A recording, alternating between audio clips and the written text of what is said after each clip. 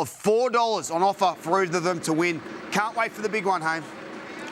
Thanks very much, Brett. Richo, you've just seen them parade. Yeah, Buckhurst paraded superbly from an international point of view, and Master of Wine a standout as well. That little bruiser, the hoof, not a worry at all. He's going to run a super race. What a bunch of stayers here. They don't necessarily look like distance athletes. They're strong and robust. It's going to be some race. Bart Cummings won the race 7 times ahead of Lee Freeman and Tommy Smith with 4 each. Danny O'Brien, Murray Baker, John Hawkes and Leon McDonald. All trainers with horses in today. The one up before as we come back to you, Brett, with the market mover. Yeah, there's been some pretty good moves from Master of Wine and Prince of Arran, but we're going with Master of Wine here, Haim. It's into $7. Plenty of money for it. Number 11, Master of Wine. Thanks, Brett. You've been watching the mounting yard, Henry. All the horses just, as expected, looking immaculate. Yeah, it's a lovely bunch of horses, as you expect year on year, and it's just really a case of which internationals come over here, which ones settle in and which ones parade well, and they all have. And the Australian horses are obviously a good crop of horses, so interesting to see how things pan out. So we've seen the Tab Everest for the sprinters and now for the stayers. So let's get to Matt Hill for the call of the time-honoured major here at Caulfield, the Stella Artois Caulfield Cup, the 144th running. They are ready, set, and they're racing in the Caulfield Cup. Master of Wine from barrier number 6 jumped away very well with Toffee Tongue. Dashing Willoughby stoked up from barrier number 1, and True Self not far away. Buckhurst looking for a position. The Chosen One behind them with Mirage Dancer. They were followed by Finch, and Very Elegant kept it wide, one off the fence, and out deep at Dallasan from Prince of Arran. Then came Raheen House and Mustajir. Back in the field, Chapada as they leave the straight from Warning Avilius. Anthony Van Dyke got back to about second last, and Vow and Declare is last. But it's Dashing Willoughby, the leader, into the first turn in the Caulfield Cup. 1,800 metres to run, led by a length and a quarter. Second is Master of Wine. 2 further back is Buckhurst. Third, the outside of True Self. A length and a half, the Chosen One, followed by Mirage Dancer. Then came Toffee Tongue, one off the fence, about 7 off the lead.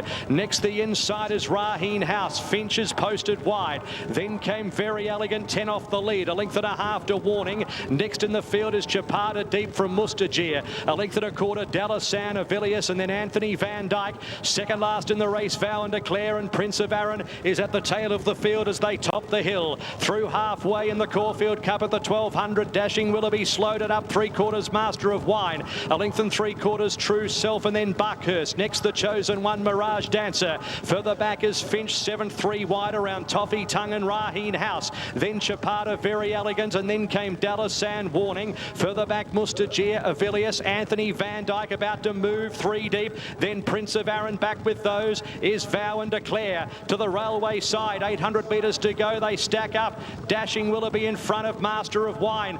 Buckhurst now eases out 3 deep.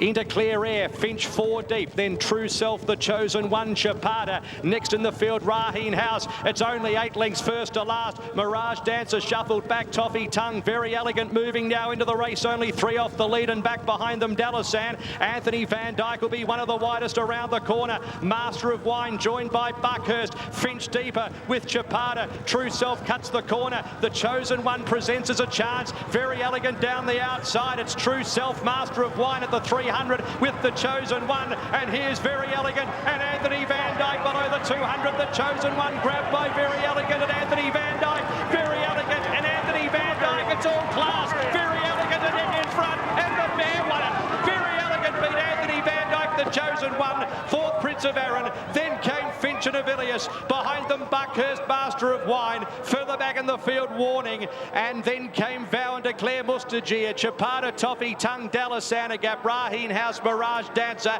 And Dashing Willoughby will be last to complete in the 144th running of the Stella Artois Caulfield Cup. Great call, Matt Hill. Great ride, Mark Zara. A brave, courageous, brilliant mare holds off Anthony Van Dyke. The favourite beats the second favourite, the Chosen One, puts in a barnstorming win. First Caulfield Cup for Chris Waller. The jockey, Mark Zara, a 19th Group 1 win, his first Caulfield Cup. Bruce, a fabulous finish. Brilliant race, Haim. Absolutely brilliant. I mean, so satisfying. And look at the reins here. I'd be interested in Michelle here. I thought at one moment Mark might be in trouble. They got so loose, Michelle, didn't they? I think he just got a bit excited. He was about to win the Caulfield Cup, and it was too late for him to try to pick it up, so he just kept his balance. And what a tough mare. She's just so tough. She can see that Anthony Van Dyke challenged her, and she just wanted to win that race. Bruce, in terms of Huey Bowman, he couldn't quite get across. He got caught out the back and slightly deep. He made his run at about the 700, and these two horses just settled it out to fight it out. It was just stirring. And Hayne, we talked about the history, didn't we? So the second highest weight a mare's ever carried, and for Anthony Van Dyke trying to do something that no horse has done since 1967, they were both magnificent. She's won 6 Group 1s, Hayne. She won her first race in Australia. She came from New Zealand. She was so raw. She won the Ethereal on this date 2 years ago. She's taken such a long time to get to this level.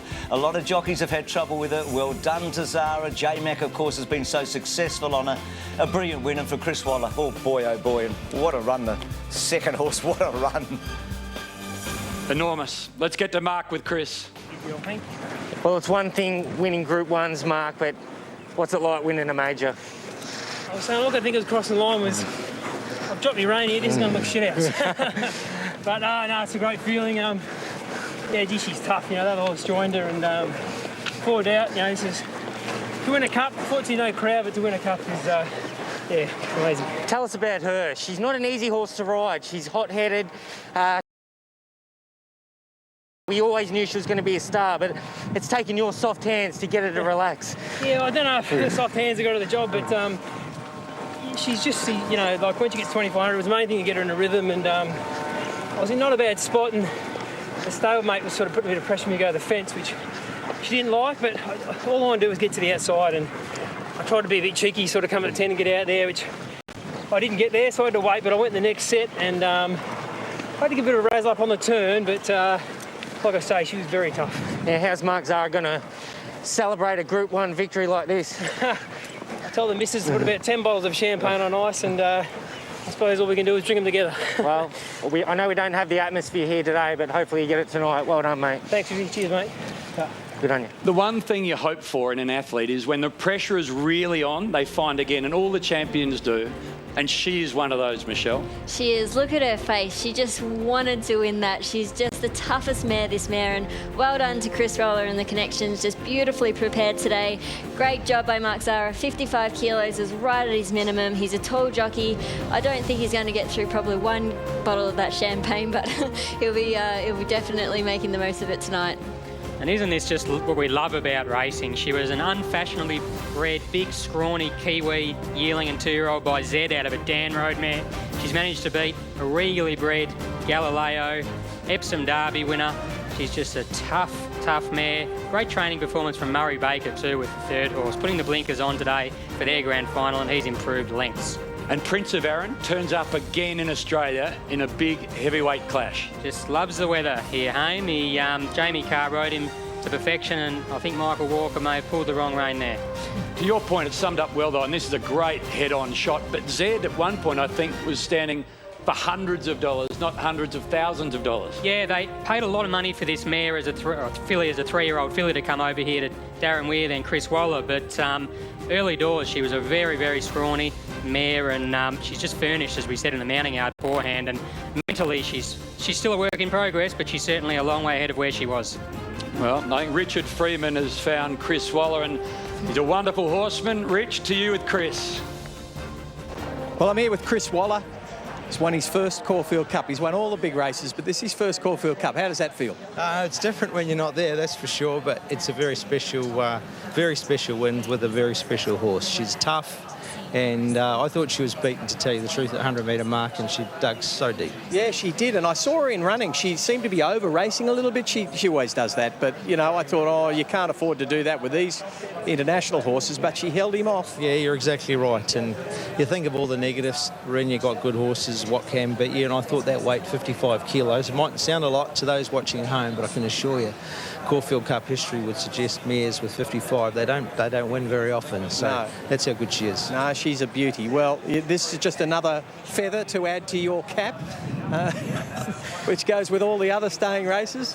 So no doubt it'll be your shout on Monday morning out at the box at Rosehill. I'll be there, Richard, I'll be there. Congratulations. Thank you. Loves the track, loves the distance, loves a fight, Very Elegant. And Chris Waller, we know he's got an army of horses, but he knows them all so individually. And Bruce, this mare wasn't an easy mare to train. She never really settled in her races. She was only slight and lean, and you look at her now, she's fully furnished. She is seemingly an easier horse, and that's because of what Chris Waller and Charlie have done with her in Sydney. We've seen 2 challenges for Chris today. One didn't get there in Nature Strip, but he's done so much with him, and one did get there in Very Elegant. And that's the racing game, Haim, isn't it? Just one of the best Caulfield Cups in recent memory. 2 wonderful horses, and the chosen one, terrific as well. But these 2 horses were spectacular today. She's won 6 Group 1s. You can't sneeze at that, Haim. It was a triumph for the trainer, the jockey, and most of all, I reckon, that bonny mare there.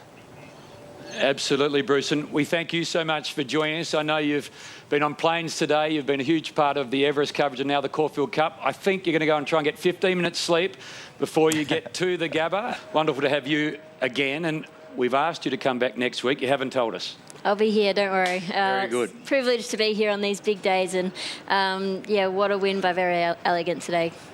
So it's just a fabulous weekend this weekend, and next weekend, Michelle, the 100th running of the Cox Plate, the Everest this weekend and the Caulfield Cup, and then the Cauldron of Moonee Valley.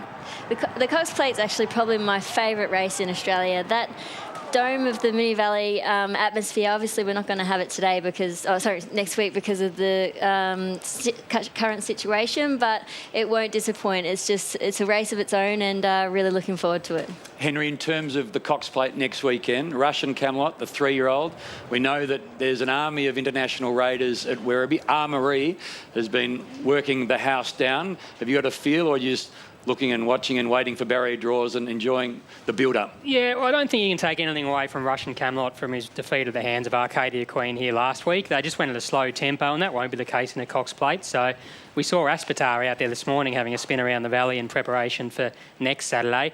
It's just a matter of which internationals get around that track, really, and we've seen them win it, like Adelaide a few years ago, and the Japanese horse last year, and Russian Camelot still, he's got to be one of the top seeds.